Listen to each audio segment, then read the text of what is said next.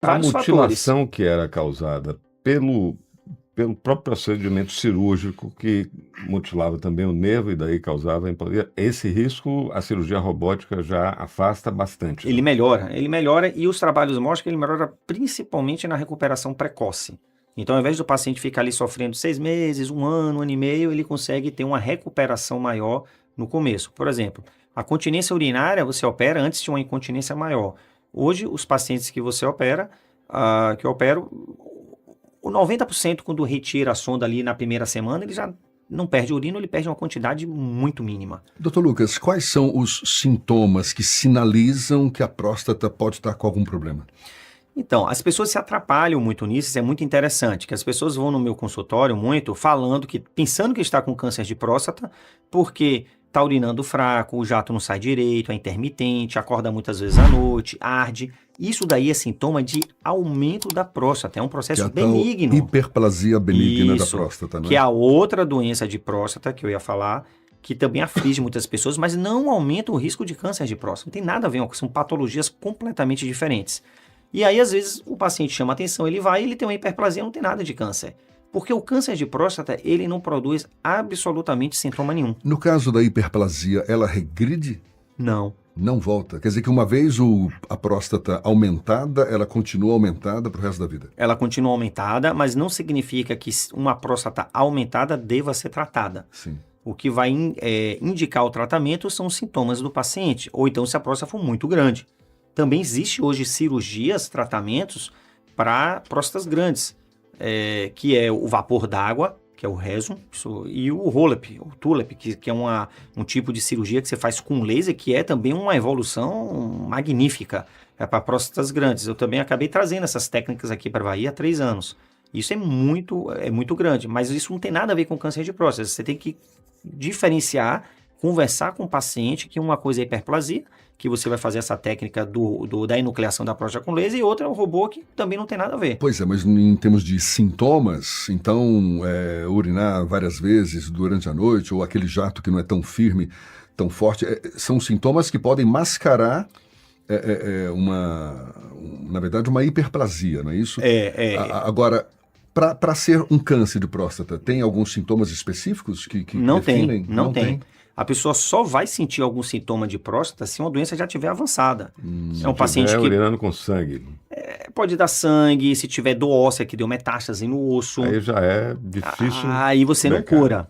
Você não cura, você... Aí tem que retirar a próstata. Às vezes nem retira. Aí essa indicação, na verdade, não é nem mais retirar. Você vai fazer radioterapia, você vai fazer hormonioterapia, redução de bloqueio dano, hormonal, você vai fazer quimioterapia. E isso houve também uma evolução muito grande. Há um tempo atrás, por exemplo, há 15 anos, quando o paciente tinha essa doença metastática, o prognóstico desse paciente de vida era de uma média de mais ou menos 36 meses.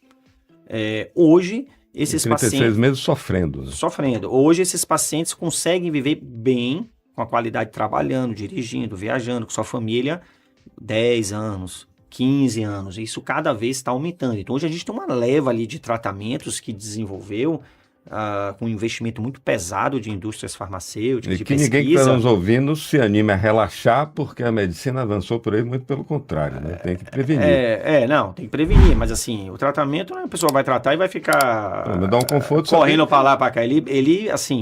Ele tem seus efeitos colaterais, obviamente, né? Ninguém quer chegar nesse nível. Radioterapia não é brincadeira. Então, está se referindo especificamente à radioterapia, quimioterapia, que são mais agressivos, mais fortes os efeitos colaterais são mais fortes. A radioterapia ela pode tratar também o tumor pouco agressivo, aquele tumor curativo. Ela tem a capacidade, a radioterapia, de tratar tanto um tumor inicial e curar o paciente, como ela também pode ser utilizada para tratar tumores metastáticos. Ela tem esses 2 braços que ela pode fazer. Então, isso aí você vai ter que avaliar.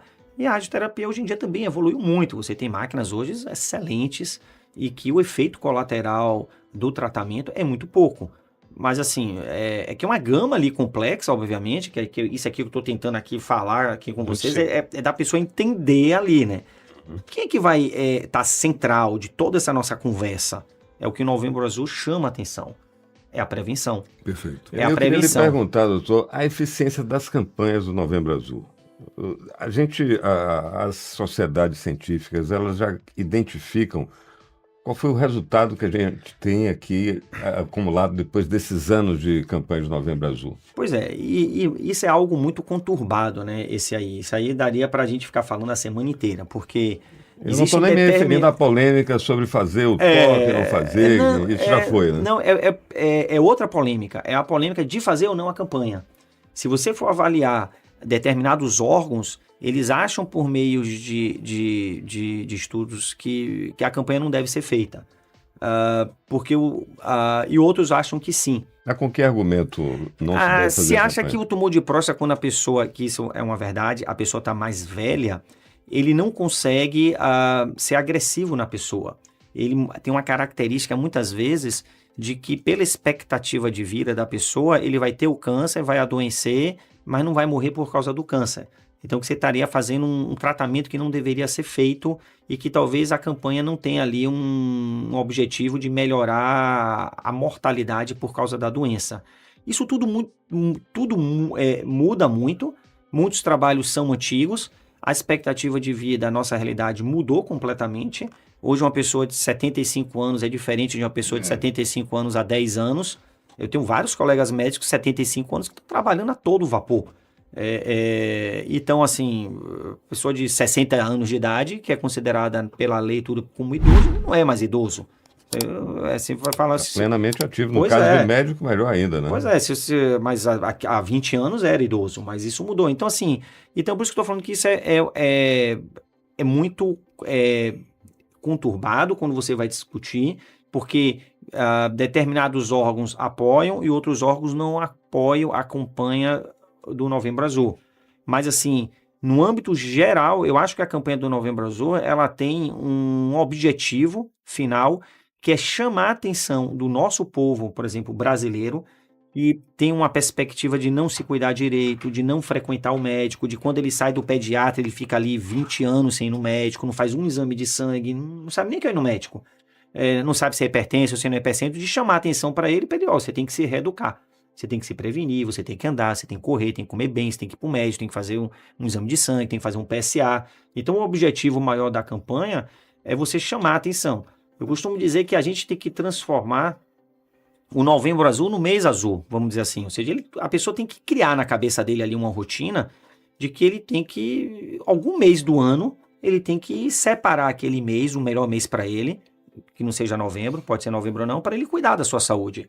E ele tem que se habituar a fazer isso, porque a mulher já faz isso desde que ela está com 14 anos, que ela vai para o ginecologista. No seu consultório, tem mais procura por consulta, por exame em novembro ou normal para o ano inteiro? É a mesma coisa no meu consultório. Porque o meu consultório é muito cheio, então ele não... não muda. Ele não muda, porque ele está sempre cheio, então... Mas não há uma percepção de que em novembro, no mês de novembro, aumenta essa procura? Não, porque ele é 100% cheio, então em janeiro é 100% cheio, em fevereiro, janeiro, fevereiro... Tá faltando horário, né? Então em novembro não muda. É a mesma coisa. É porque como eu faço muita parte de oncologia, a parte de cirurgia robótica...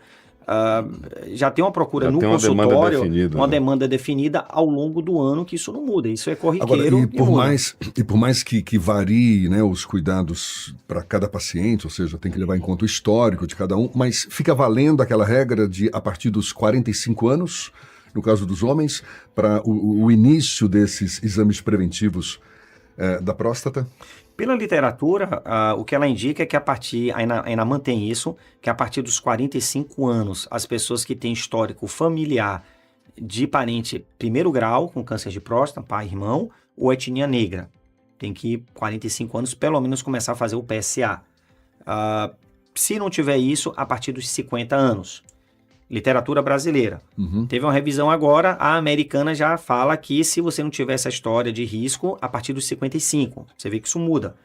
Muda, obviamente, porque a genética dos povos é diferente. O povo é diferente. O brasileiro, ele tem uma etnia, uma genética diferente do americano, do europeu, do asiático, enfim, os continentes são diferentes. E a gente não consegue levar em conta isso porque também não se sabe ainda.